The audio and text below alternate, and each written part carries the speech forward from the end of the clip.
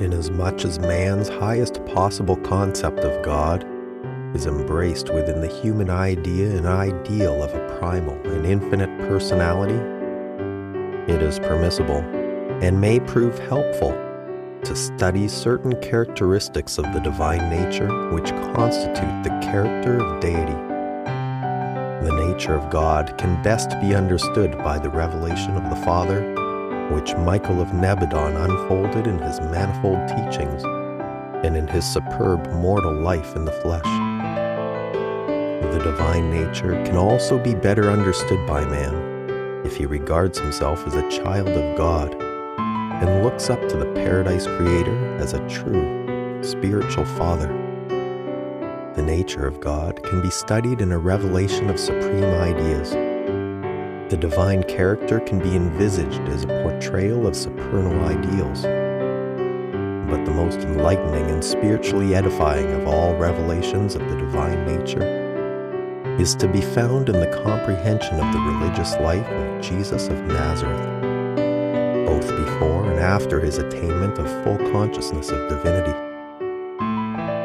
If the incarnated life of Michael is taken as the background of the revelation of God to man, we may attempt to put in human word symbols certain ideas and ideals concerning the divine nature, which may possibly contribute to a further illumination and unification of the human concept of the nature and the character of the personality of the Universal Father. In all our efforts to enlarge and spiritualize the human concept of God, we are tremendously handicapped by the limited capacity of the mortal mind.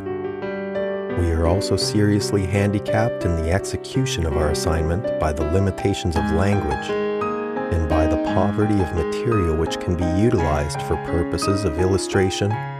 or in comparison in our efforts to portray divine values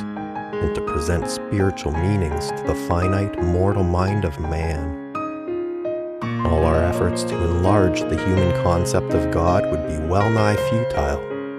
except for the fact that the mortal mind is indwelt by the personal adjuster of the Universal Father and is pervaded by the truth spirit of the Creator Son.